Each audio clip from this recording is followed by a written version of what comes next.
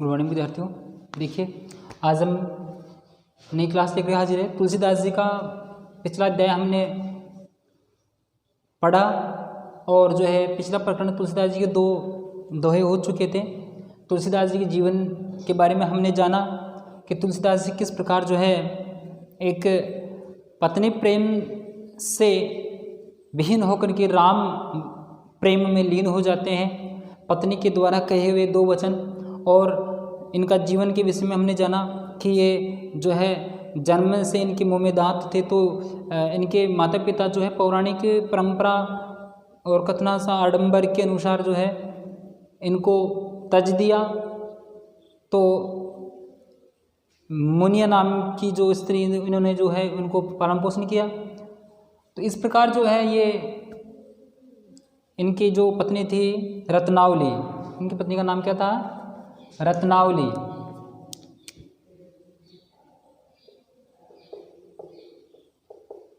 रत्नावली एक विदुषी महिला थी, यानी विदुषी थी वो। तो उन्होंने जो है इनको एक शब्द की चोट दी, तब जाकर के इन्होंने जो है राम भक्ति में जो है रचनाएं की। फिर वो जो है अपना गृह त्याग करके चले गए और अपने गुरु के पास में जब उन्होंने शिक्षा दीक्षा ली और आज उन्होंने अच्छी अच्छी रचनाएं की, रामचरितमानस जैसी महाकाव्य की रचना की, जिस पे आज धर्म आधारित है, एक आदर्श प्रस्तुति किया, जिस पे धर्म आज पथ पर अग्रसर है, राम को आदर्श रूप में प्रस्तुत किया। तो इसी क्रम में जो है तुलसीदास जी ने यहाँ पर जो है मनुष्य के अच्छे और बुरे दोनों विषय के बारे में बताया कि संगति कैसी करनी चाहिए, उसका प्रभाव कैसा होता है, बुरी संगति का कैसा प्रभाव होता है, आदि विषयों को लेकर के यहाँ पर है। तो देखिए इनके कुछ संकलित दोहे हैं। पहले दोहे में बताया, तुलसी भलो सुसंग ते पोच कुसंगति सोई, नाउ किन्नरी तीर असी लोह बिलो कुहु लोही, राम कृपा तुलसी सुलभ गंग सुसंग के समान, जो जल परे जो जल मिले, जो जल परे जो जन मिले, कीजिए आप समान। तुलसी या संसार में भांति भांति के लोग, सबसे हिलमिल चालिए नदी नाव संयोग, तुलसी पावस के समय, तुलसी पावस के समय, धरे कोकिल मौन, अब तो दादुर बोली है हमें पूछी है कौन। तुलसी असमय के सखा, तुलसी असमय के सखा, धीरज धर्म विवेक, सहित साहस सत्य व्रत, राम भरोसो एक। तो देखिए तुलसीदास जी का प्रथम दोहा, तुलसी भलो सुसंग ते। तुलसीदास जी सत्संग यानी सत्संगति और बुरी संगति दोनों के विषय में बात कही है। सुसंग अर्थात अच्छी संगति, अच्छी संगति, या हम इसको कहे सत्संग, सत्संग। पोच यानी बुरी, पोच मतलब क्या हो जाएगा? बुरी। कुसंगति यानी अर्थात बुरी संगति, बुरी संगति। नाव का मतलब होता है नाव जो पानी में चलती है। किन्नरी का मतलब होता है वीणा, और तीर का मतलब होता है बाण, और अस्सी का मतलब होता है तलवार। अस्सी मतलब तलवार होता है। लोह है यानी लोहा जो आप सामान्य जानते हैं, बिलो को यानी देखना। ठीक है, अब देखिए तुलसीदास जी क्या कहते हैं कि संगति को लेकर के, अच्छी संगति क्या है, बुरी संगति क्या है, इसको लेकर के उन्होंने कहा कि तुलसो भलो सुसंगते। तुलसीदास जी वर्णन करते हुए कहते हैं कि भलो सुसंग, कि अच्छा है सुसंगति अर्थात सत्संग में बेटे सुसंगति करे, पोच कुसंगति सोई, बुरी संगति को त्याग करके। जो जैसी संगति में बैठेगा उसको वैसा प्रभाव होगा। कैसे? नाव यानी नाव, किन्नर यानी वीणा, तीर यानी बाण, असी यानी तलवार। कौन? लोहा। ये लोहा एक धातु है, लोहा एक धातु है, लेकिन ये अलग अलग स्थानों पर बैठने से इसकी महिमा अलग अलग हो जाएगी। लोहा एक धातु है, लेकिन अलग अलग स्थान पर बैठने से इसकी महिमा अलग अलग हो जाएगी। कैसे हो जाएगी विद्यार्थियों समझिए। लोहा एक है, जब लोहा को नाव में लगाया गया, लोहा को नाव में लगाया गया तो लोग वो लोहा पानी में तैरने वाला होता है, लेकिन नाव के संग हो गया, वो लकड़ी के संग हो गया। अब नाव में बैठ करके जो है नाव के संग हो गया, सुसंगति उसने कर ली तो वो पानी में तैर रहा, अन्यथा डूब जाता। किन्नरी वीणा, अब लोहे जो धातु है उसका अंश वीणा के अंदर प्रयुक्त हो रहा है। तो आप सब जानते हैं वीणा मधुर ध्वनि निकालने वाली होती है। तो वीणा को लोग एक सत्संग और या यूँ कहे कि एक देवियों का वाद्य यंत्र, तो उसका महिमा अलग हो जाती है। यानी ये संगति, इसको अच्छी संगति बताया गया। नाव और वीणा की संगति अच्छी बताया गया। ये किसी को सहारने, किसी को दुख या कष्ट नहीं देती है। ये सुसंगति, ये अच्छी संगति है। वीणा से देखिए आप कितने स्वर और मधुरमय संगीत का आयोजन होता है। नाव जो अच्छे व्यक्तियों को एक स्थान से दूसरे स्थान ले जाती है, अच्छा कार्य करती है, यानी सुसंगति है दोनों की। वही लोहा है। इधर देखिए तीर यानी बाण और असी यानी तलवार, वही लोहा है, लेकिन वो गलत संगत बैठ गया। दूसरी क्या है? गलत संगत है। ये पहली क्या है? अच्छी संगत है। दूसरी संगत यानी तीर। अब तीर यानी बाण, बाण जो है लोहे का बना है, वो किसी के हृदय को छेदेगा तो मृत्यु हो जाएगी, यानी किसी का मतलब बुरा किया। तलवार किसी का नरसंहार करती है तो बुरा करती है। तो वही लोहा है। यहाँ पर अच्छी संगत में बैठ गया तो अच्छा प्रभाव हो गया, बुरी संगत में बैठ गया तो बुरा प्रभाव हो गया। तो लोहे बिलो की, लोहे को देखिए कि वो अच्छी संगति बैठ रहा है तो अच्छा प्रभाव कर रहा है, और बुरी संगति बैठ रहा है तो बुरा प्रभाव कर रहा है। इसी प्रकार तुलसीदास जी कहते हैं कि भलो कि अच्छा है कि हमें सत्संगति यानी सज्जनों की संगति करनी चाहिए, हमें सत्संग में बैठना चाहिए, सज्जनों को सद्गुणों को अपनाना चाहिए, सज्जनों के आश्रय में रहना चाहिए, बुरी संगति को त्याग देना चाहिए, बुरी संगति में बैठना नहीं चाहिए। उसी प्रकार जिस प्रकार लोहा है, लोहा यदि नाव और वीणा का संयोग करता है, वीणा के संग रहता है तो उसका प्रभाव अच्छा रहता है, और तीर बाण और तलवार का संग करता है तो वह बुरा प्रभाव, यानी बिलो के देखिए लोहा बिलो के, उस लोहे को लोग बुरी दृष्टि से देखते हैं। बुरी यानी कि लोग देखना ही बुरी दृष्टि से चाहते हैं। कैसे?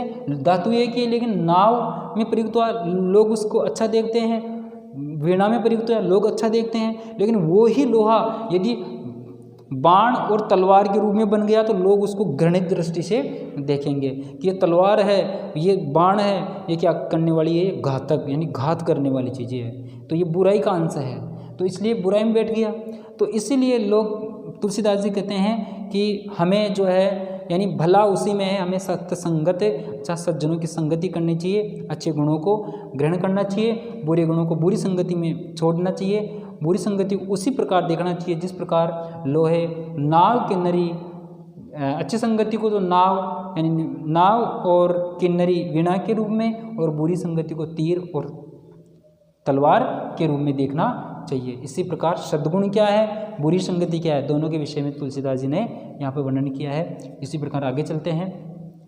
राम कृपा तुलसी सुलभ गंग सुसंग समान, जो जल परे जो जन मिले कीजिए आप समान। तुलसीदास जी ने बहुत ही अच्छी बात बताई है कि राम कृपा, राम की कृपा, तुलसीदास जी तुलसी सुलभ, तुलसीदास जी कह रहे हैं कि राम कृपा, राम की जो कृपा है, भगवान श्री राम की कृपा है, ईश्वर की कृपा है, वो सुलभ है, यानी बिल्कुल साधारण और आसान है। सुलभ यानी आसान है। राम की अर्थात ईश्वर की कृपा आसान है, ये बात कर रहे हैं तुलसीदास जी। कैसे? गंग सुसंग, गंग का मतलब है गंगा। सुसंग का मतलब है सुसंगति। सुसंगति, सुसंगति मतलब सत्संग, ये हो जाएगा इसका मतलब सत्संग के समान है। गंगा पहली चीज बताया, गंगा, और दूसरा है सुसंग यानी सत्संग के समान, इन दोनों के समान। कैसे हैं? जो जल परे, पहला हो गया, जो जन मिले, ये दूसरा हो गया। कीजियो आप समान, कीजिए यानी कर देती है, आपको यानी अपने समान, अपने जैसे ही बना देती है। क्या हो जाता है? अपने जैसे ही बना देती है। कैसे? देखिए, चाहे कितनी गंदी नाली को पानी हुआ, कितनी गंदी नाली को पानी हुआ है, यदि वो गंगा जल में मिल जाए तो क्या है? गंगा जल है। क्या है वो? गंगा जल है। अर्थात बुरा आदमी, यदि कितना ही बुरा आदमी हो, वो सत्संगति में, सत्संग में बैठ जाएगा तो पवित्र हो जाएगा, अच्छा बन जाएगा। तो तुलसीदास जी कहते हैं कि राम कृपा बड़ी आसान है, सुलभ है। जिस प्रकार गंगा नदी में कितना ही गंदा पानी हो, वो जल गंगा जल में मिल जाए तो वो गंगा जल है, यानी वो पवित्र हो जाता है, गंगा जल हो जाता है। ठीक है, उसी प्रकार जो है, उसी प्रकार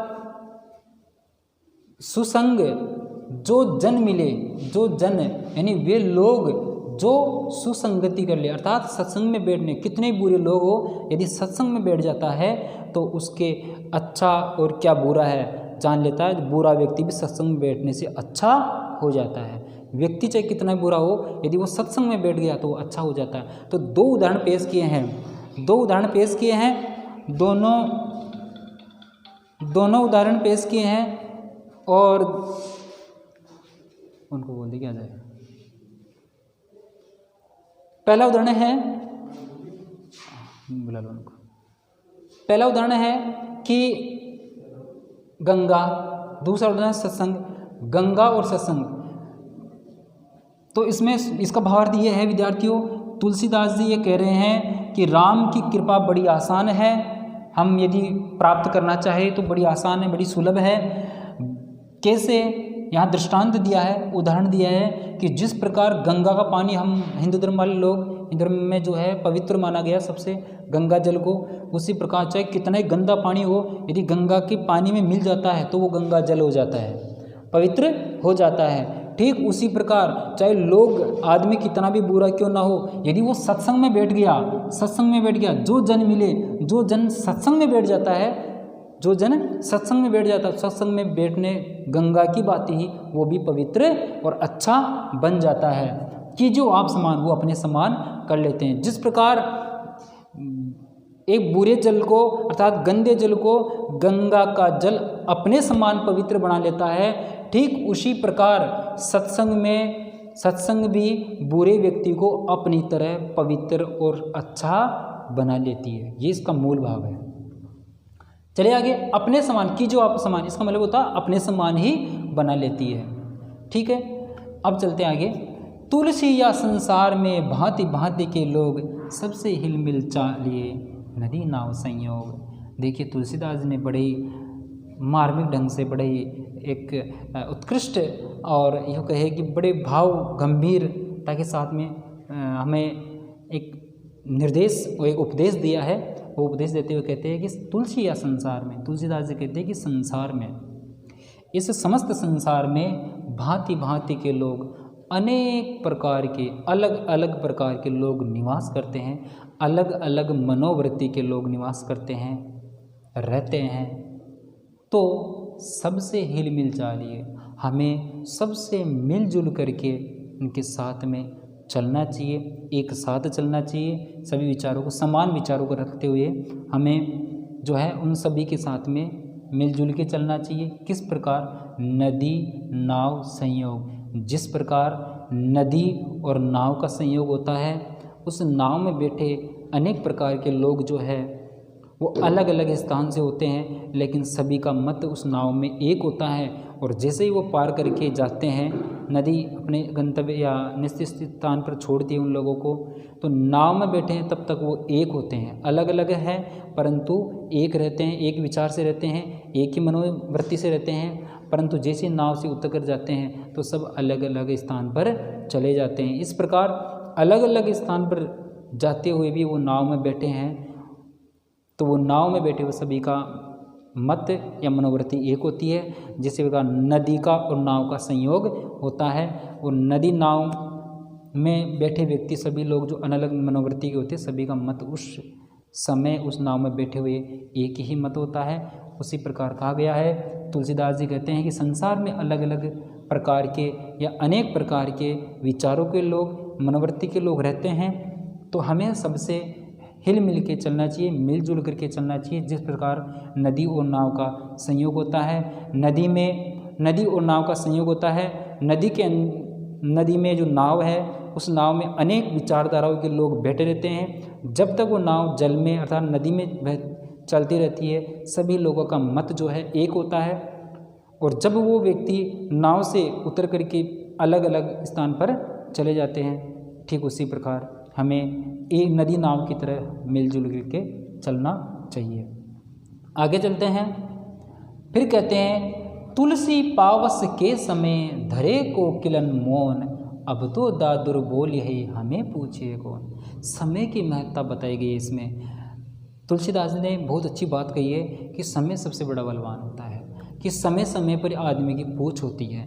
यदि आदमी कितना ही गुणवान हो, यदि समय अच्छा नहीं है तो उसकी पूछ नहीं होती है। अर्थात समय आने पर ही व्यक्ति की पूछ होती है, उसका महत्व मालूम चलता है। कैसे? तुलसीदास जी कहते हैं, तुलसी पावस के समय, पावस कहते हैं वर्षा ऋतु को, पावस कहते हैं वर्षा ऋतु को, वर्षा ऋतु को पावस कहते हैं। कि वर्षा ऋतु के समय, जब वर्षा ऋतु का समय चलता है, तब धरे कोकिलन मौन, तब कोकिल यानी कि कोयल, कोकिलन बोलते हैं कोयल को, कोयल मौन यानी मौन धारण कर लेती है, कोयल मौन धारण कर लेती है, कोयल चुप हो जाती है। जब वर्षा का समय होता है, तुलसीदास जी कहते हैं जब वर्षा का समय होता है तब कोयल मौन हो जाती है। अब तो दादुर बोलिए, अब दादुर नाम होता है मेंढक, दादुर नाम किसे कहते हैं? मेंढक को कहते हैं। अब तो दादुर बोलिए कि अब तो कोयल चुप रहेगी और मेंढक जो है वो बोलेगा, हमें पूछिए कौन, हमें कौन पूछेगा। तुलसीदास जी कह रहे हैं कि समय की महत्ता बताते हुए कि व्यक्ति की समय से ही उसकी पूछ होती है, समय बड़ा बलवान होता है, महत्व उसी से होता है। तुलसीदास जी कहते हैं कि तुलसी पावस के समय, जब वर्षा ऋतु का समय आता है तो कोयल तो मौन धारण कर लेती है, क्योंकि उस समय कोयल का समय नहीं होता है। अब तो दादुर बोलिए, उस समय जब वर्षा का समय होता है तब दादुर यानी मेंढक, मेंढक आप जानते हैं वर्षा ऋतु में ट्र ट्र की आवाज़ करते रहते हैं, उसी प्रकार वो मेंढक बोलते हैं और कोयल मौन हो जाती है। तुलसीदास जी आगे कहते हैं कि हमें पूछिए कौन, कि हमें कौन पूछता है। अर्थात कोयल के बारे में कहा गया कि अब तो कोयल का समय नहीं है, मेंढक का समय है। मेंढक अपनी आवाज़ें बोलता रहता है और कोयल का समय नहीं होता है, इसलिए कोयल मौन धारण कर लेती है। कोयल कहते हैं कि हमें कौन पूछता है। ठीक इसी प्रकार ये समझाना चाहते हैं कि जब कोई गुणवान व्यक्ति होता है, जब कोई गुणवान व्यक्ति होता है और उसका समय नहीं होता है तो वो चुपचाप बड़ी सभा में बैठा रहता है। वहाँ पर मूर्ख लोग ही बातें करते रहते हैं। अर्थात अधिक मूर्ख लोगों में एक गुणवान व्यक्ति का कोई महत्व नहीं होता है, एक गुणवान व्यक्ति का महत्व नहीं होता है, वो चुपचाप बैठा रहता है, क्योंकि उसके गुणों का, वहाँ पर उसके ज्ञान का, गुणों का कोई महत्व नहीं होता है, इसलिए वो चुपचाप बैठा रहता है कोयल की तरह। और मूर्ख लोग जो है फालतू में व्यर्थ की बातें करते रहते हैं, क्योंकि जो समय है उन मूर्खों में गुणवान व्यक्ति का समय नहीं होता है, इसलिए वो चुपचाप बैठा रहता है। किसकी तरह? कोयल की तरह। और मूर्ख लोग मेंढक की तरह ट्र बातें करते रहते हैं। तो अधिक मूर्ख लोग जब होते हैं और एक समझदार और गुणवान व्यक्ति होता है तो वह उसका समय नहीं होता, वो चुपचाप बैठा रहता है और मूर्ख लोग बातें करते रहते हैं। इसी प्रकार यहाँ दृष्टांत दिया है तुलसीदास जी ने कि जब वर्षा ऋतु का समय होता है तो कोयल तो मौन धारण कर लेती है और जो है दादुर यानी मेंढक टर की आवाज़ में खूब अपनी आवाज़ करता रहता है, क्योंकि उसका समय नहीं होता है और किसका कोयल का समय नहीं होता, वो मौन धारण कर लेती है, चुपचाप बैठ जाती है। तो इसका समस्त भावार्थ यही है, तुलसीदास जी ये कहना चाहते हैं कि पावस के समय, वर्षा ऋतु के समय जो है कोयल मौन धारण कर लेती है और मेंढक जो है अपनी आवाज़ में बोलता रहता है। कोयल कहती है कि हमें कौन पूछता है, हमें कौन पूछता। अर्थात इसका मूल भावार्थ ये है कि जिस प्रकार जो गुणवान व्यक्ति होता है, ज्ञानी होता है, वो मूर्खों में बैठ जाता है, तो वहाँ मूर्खों में उस गुणवान व्यक्ति का कोई महत्व नहीं होता, उसका चुप रहना ही सार्थक है, क्योंकि उसके मूर्ख लोग उसके ज्ञान को महत्व नहीं समझ, उसका समय नहीं होता है। समझदार और यानी ज्ञानी लोग, ज्ञानी व्यक्ति का, इसलिए उसका चुप रहना ही सार्थक है। अब उसके ज्ञान का कोई महत्व नहीं है। अब तो जो मूर्ख लोग हैं उनके बोलने का ही जो है समय है। आगे कहते हैं तुलसीदास जी, तुलसी असमय के सखा, धीरज धर्म विवेक, सहित साहस सत्य व्रत, राम भरोसो एक। तुलसीदास जी ने अंतिम जो दोहा है, इस दोहा के अंदर ये बताया है कि असमय, जब असमय मतलब बुरा समय या संकट का समय हो, सखा यानी मित्र होता है, धीरज यानी होता है धैर्य, धर्म यानी धर्म, विवेक यानी विवेक, ज्ञान जिसे हम कह सकते हैं ज्ञान, साहित्य का मतलब होता है साहित्य जो हम पढ़ते हैं, साहित्य, साहस यानी साहस, सत्यव्रत यानी सत्यव्रत,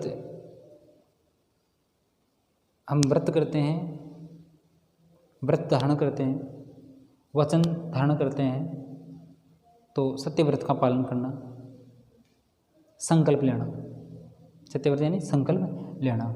राम भरोसो एक, इसका मतलब यही है कि एक राम पर, एक राम पर अर्थात ईश्वर में विश्वास रखना, ईश्वर पर विश्वास रखना, ईश्वर पर विश्वास रखना, ईश्वर।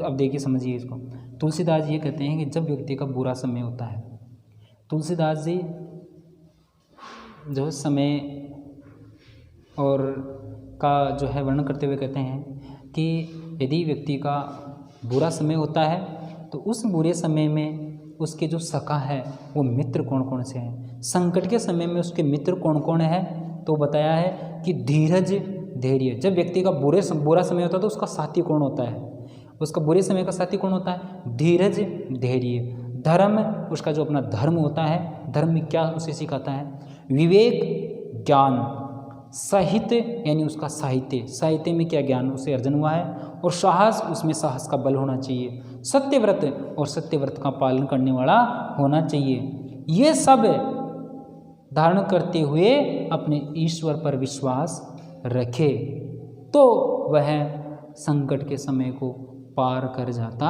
है। तो विद्यार्थियों एक बार और देख लीजिए, प्रथमतः जो है तुलसीदास जी ने संगति के विषय में बताया कि हमें सुसंगति करनी चाहिए, बुरी जो है संगति नहीं करनी चाहिए। जिस प्रकार लोहा जो है नाव और किन्नरी, नाव और वीणा का जो है संयोग कर लेता है वो सत्संग में, तो लोग उसको देखना पसंद करते हैं, और जो है बाण और तलवार का जो संग कर लेता है लोग उसे देखना पसंद नहीं कर देता, बुरी दृष्टि से देखना शुरू कर देते हैं। तो अर्थात वो बुरी संगत है, ये अच्छी संगत है। इसी प्रकार आगे बताया कि राम कृपा, तुलसीदास जी आज कहना चाहते हैं कि राम की कृपा जो है सुलभ है, बड़ी सरल आसान है, हमें मिल जाती है। जिस प्रकार गंगा और सत्संग होती है, गंगा में चाहे कितना ही गंदा पानी हो, वो गंगा का पानी अपने समान अपने समान जो है पवित्र उस गंदे पानी को बना लेता है, अर्थात अपने समान, आपकी जो आप समान अपने समान पवित्र बना लेता है, बुरे पानी को भी अपने समान पवित्र बना लेता है, लोग उसको पूजने लग जाते हैं। ठीक उसी प्रकार सत्संग होती है, सत्संग में जो आदमी मिल जाता है, बुरा आदमी यदि सत्संग में बैठने लग जाता है तो सत्संग में बैठने पर वो भी क्या हो जाता है, अच्छा हो जाता है, पवित्र माना जाता है। ठीक उसी प्रकार तुलसी या संसार में भांति भांति के लोग, सबसे हिलमिल चाली नदी नाव संयोग। तुलसीदास जी कहना चाहते हैं कि संसार में अनेक प्रकार के लोग रहते हैं, निवास करते हैं, अलग अलग मनोवर्तियों के लोग रहते हैं, तो हमें सबसे हिल मिल के मिलजुल के चलना चाहिए, चाहे कितना बुरा व्यक्ति हो, चाहे कितना अच्छा हो, हमें सबसे मिल मिल के चलना चाहिए। जिस प्रकार नदी और नाव का संयोग होता है, उसी प्रकार जो हमें भी अच्छे और बुरे सभी व्यक्तियों के साथ में मिलजुल के हमें चलना चाहिए। तुलसी पावस के समय धरे कोकिलन मौन, अब तो दादुर बोलिए हमें पूछिए कौन। तुलसीदास जी ने पावस का जो वर्षा का समय होता है उसके समय में कोयल मौन धारण कर लेती है और जो है दादू ने मेंढक बोलने लगते हैं, हमें पूछिए हमें कौन पूछता है।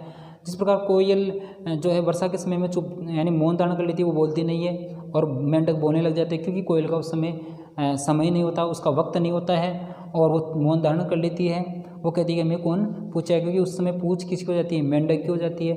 इसी प्रकार इसमें मूल भावार्थ समझाया गया कि महत्व जो आदमी श्रेष्ठ पुरुष होता है और मूर्खों में यदि बैठ जाता है तो उस जगह उसकी पूछ नहीं होती है।